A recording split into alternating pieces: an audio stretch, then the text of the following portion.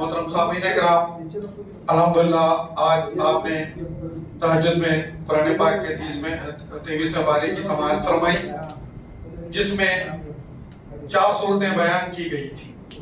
سورہ یاسین کی 62 آیات، سورہ صافات کی 182 آیات اور سورہ صاد کی 88 آیات آپ نے سماعت فرمائی۔ سورہ یاسین قرآن پاک کا 36واں سورہ ہے۔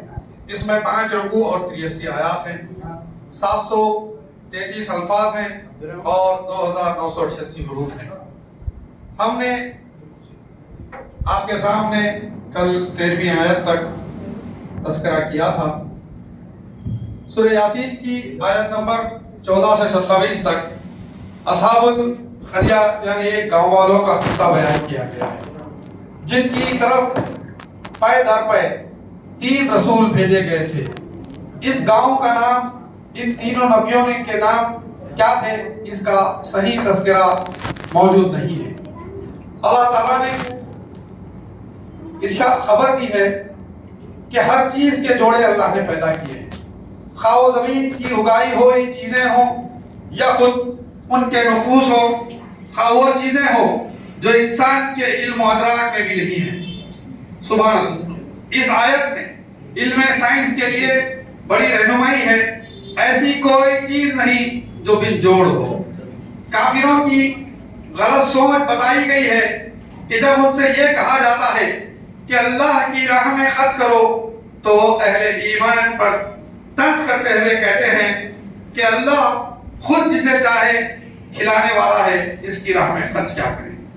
اہل جنت کی تعریف بیان کی گئی ہے کہ وہ جنت میں اپنے مشغلوں میں حشاش بشاش رہیں گے اور ان کی بیویاں میسریوں پر گاؤ تکیہ لگائے ہوئے ہوں گی، انہیں میوے دیے جائیں گے اور ان کی طلب کردہ چیزیں فراہم کی جائیں گی۔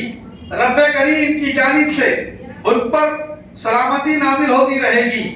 بنی نوع انسان سے خطاب کر کے رب الجلال والاکرام نے کہا، تمہیں شیطان عبادت سے منع کرتا ہے اور بتاتا ہے، سنو یہ شیطان تمہارا کھلا کھلا دشمن ہے۔ روز قیامت انسان کے اعضا بولیں گے۔ قیامت کے دن اللہ تعالیٰ مجرمین کے منہ بند کر دیں گے اور ان کے اعضا کو حکم دیا جائے گا کہ ان کے ظلم کی داستان بیان کریں۔ ہاتھ بولے گا، پیر بولے گا۔ پھر پیغمبر کی بابت وضاحت کی گئی ہے کہ ہم نے انہیں شاعری نہیں سکھائی بلکہ وہ قرآن مبین کی تلاوت کرتے ہیں تاکہ زندہ کو ڈرائیں، کافروں پر سچائی بازی کریں۔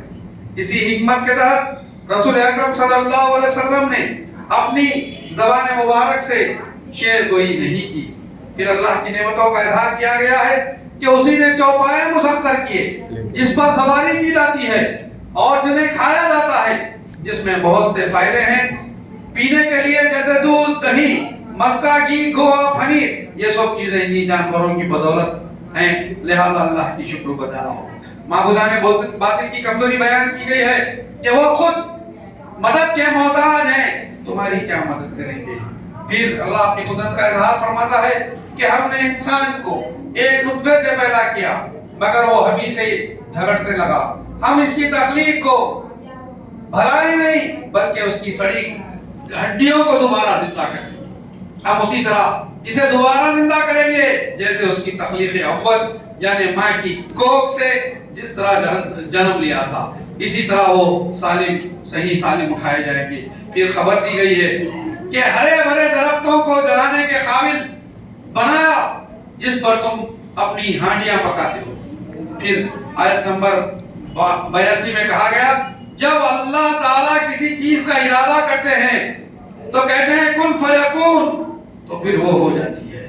پھر وحدانیت بیان کی گئی ہے کہ وہ ذات تمام تعریفوں کے لائق ہے جس کے ہاتھ میں ساری بادشاہت ہے، تمام مخلوقات کو اسی کی جانب لوٹ کر جانا ہے۔ پھر آپ نے سورہ الصافات سنی جو مکی صورت ہے، قرآن پاک کا 37ویں صورت ہے، اس میں 5 رکوع اور 182 آیات ہیں، 835 الفاظ ہیں، 3790 حروف ہیں۔ یہ سورت مکی ہے۔ یہ سورہ صف سے نکلا ہے، یعنی صف بندی کرنا۔ ان میں فرشتوں کی صفات بیان کی گئی ہے۔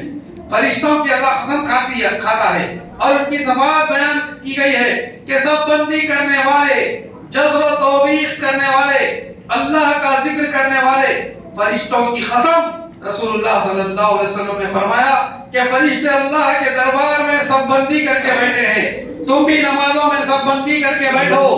زجر و توبیخ سے مراد عذاب لانے والے فرشتے، اللہ کا ذکر کرنے والے مقرب فرشتے جو صبح و شام اللہ ہی کے ذکر میں لگے ہوئے رہتے ہیں۔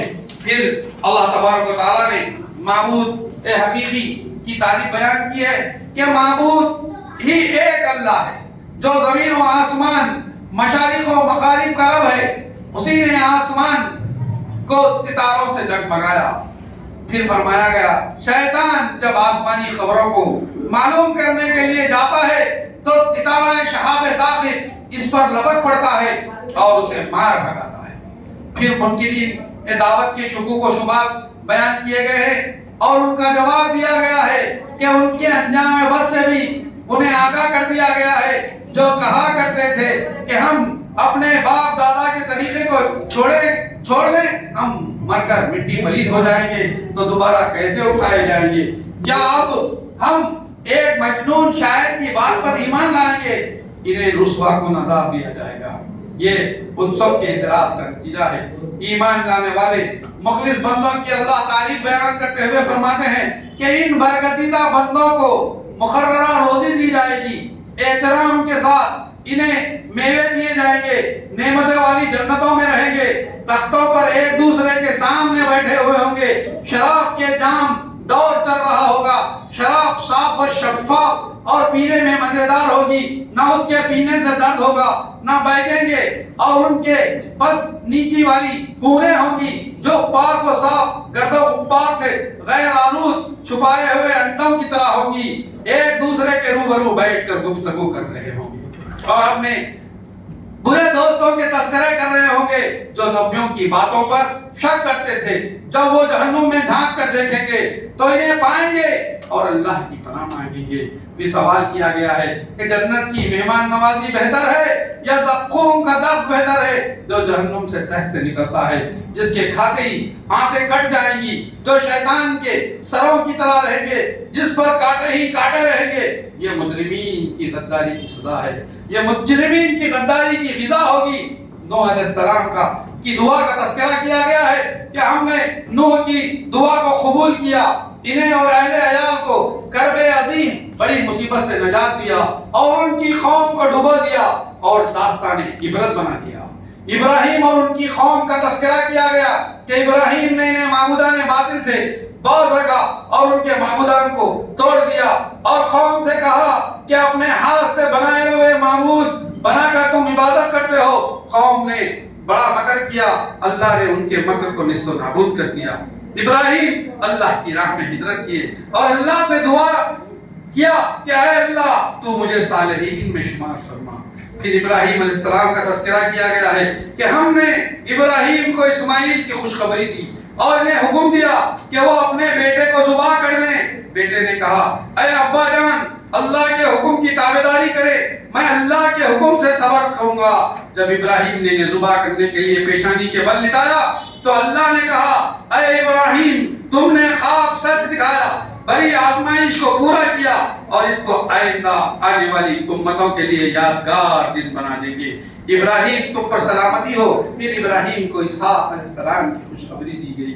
پھر موسیٰ و ہارون پر کیے گئے احسانات کا تذکرہ کیا گیا۔ الیاس علیہ السلام کا تذکرہ کیا گیا جس نے اپنی قوم کو تقوی اختیار کرنے کا حکم دیا اور کہا کہ تم بال معبود کی عبادت کرتے ہو، اللہ کو بھول جاتے ہو۔ الیاس کے خاندان پر سلامتی ہو کہ وہ مومن۔ پھر قوم لوط کا تذکرہ کیا گیا۔ پھر یونس علیہ السلام کی قوم کا تذکرہ کیا گیا کہ انہیں وہ مچھلی کے پیٹ میں پہنچا دیے گئے، انہیں اللہ کی کو یاد کیا ورنہ تا قیامت اسی مچھلی کے پیٹ میں رہتے تھے۔ ہم نے انہیں ساحل سمندر پر ڈال دیا، وہ بہت کمزور ہو گئے تھے۔ ہم نے ان کے لیے ایک سایہ کرنے والی بیر اور درخت اگایا، ہم نے 1,00,000 سے زائد لوگوں کی جانب بھیجا۔ پھر آخری آیت میں اللہ فرماتا ہے، اللہ کی تعریف بیان کی گئی ہے اور رسولوں پر سلام بھیجا گیا ہے اور تمام تعریفیں اللہ ہی کے لیے ہے۔ پھر سورہ قصص شروع ہوتی ہے جو قرآن پاک کا 38واں سورہ ہے، اس میں 5 رکوع اور 88 آیات ہے۔ اللہ تبارک و تعالیٰ اس میں بیان فرماتے ہیں کہ نصیحتوں والے قرآن کی قسم، جس میں زندگی سدھارنے اور کے تمام اصول بیان کیے گئے، کفار کے تعجب اور شک شبہ کو بیان کیا گیا ہے کہ جس کے سبب انہوں نے نبیوں کی دعوت کا انکار کیا۔ قوم نوح، قوم عاد، قوم فرعون، قوم سمود، قوم لوط، اصحاب الایکہ کا تذکرہ کیا گیا۔ انہوں نے رسولوں کی دعوت کا انکار کیا اور موجب عذاب ہوئے۔ پھر داؤد علیہ السلام کی تسبیح کا ذکر کیا گیا ہے کہ ان کے ساتھ پہاڑ اور پرندے و جانور بھی اللہ کی تسبیح بیان کرتے تھے۔ پھر مقدمے داؤد کا تذکرہ کیا گیا کہ 2 بھائی جھگڑتے ہوئے ان کے پاس آئے اور کہا کہ یہ میرا بھائی جس کے پاس 99 دمبیاں ہیں، میرے پاس 1 دمبی ہے، مجھ پر زیادتی کرتا ہے کہ یہ بھی اسے دے دوں۔ یہاں یہ بات ثابت کیا گیا ہے کہ انسان کی فطرت اور کمزوری ہے کہ وہ ناحق جتانے کی کوشش کرتا ہے۔ پھر داؤد علیہ السلام اللہ کے سامنے شدریز ہو گئے اور استغفار کیا۔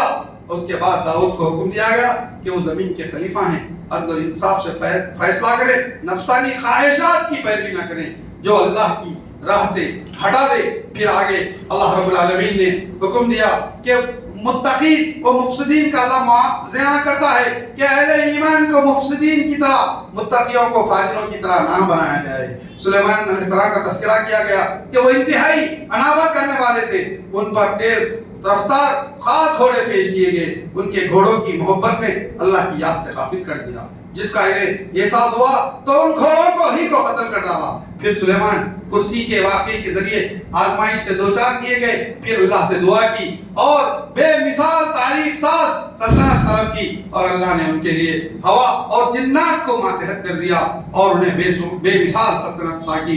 ایوب علیہ السلام کا تذکرہ کیا گیا کہ انہوں نے شیطان کے شر سے پناہ مانگی، اللہ نے انہیں زمین پر ایڑی مارنے کا حکم دیا، جس سے چشمہ پھوٹ پڑا، جس سے نہانے اور پینے کے لیے ٹھنڈا پانی سیراب کیا، اور ان کے اہل و عیال کو اپنی رحمت سے نقصان کی پابجائی بھی کی۔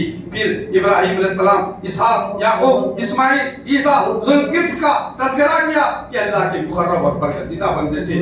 تخلیق آدم کا تذکرہ کیا کہ فرشتوں نے آدم کو بحکم الہی اور ابلیس نے روگردانی کی تو اللہ نے اسے دربار سے خارج کر دیا، اور اس نے اللہ سے کہا 2 بندوں کو گمراہ کرے گا۔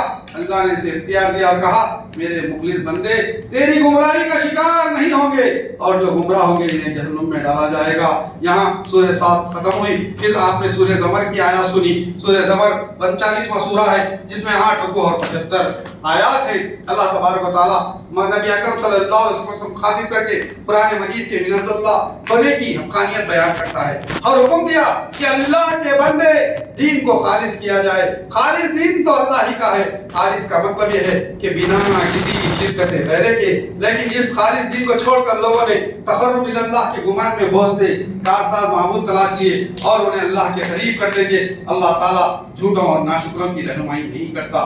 پھر انسان کو مخاطب کر کے تخلیق انسانی کی حقیقت بیان کی گئی ہے کہ وہ ایک نفس سے تمہیں پیدا کیا، اسی نفس سے تمہارے جوڑے بنائے، اور جانوروں میں 8 قسم کی جوڑیاں تمہارے لیے نازل کی، وہ تمہیں ماں کی پیٹ سے پیدا کیا، مرحلہ وار 3 اندروں میں رکھا، وہی معبود حقیقی ہے، اس کے علاوہ کوئی معبود نہیں، تم کہاں کہاں بھٹک کے پھرتے ہو۔ پھر بتایا گیا اللہ تعالیٰ بندوں کی ناشکری سے راضی نہیں ہوتا، وہ راضی ہوتا ہے بندوں کی شکر گزاری سے۔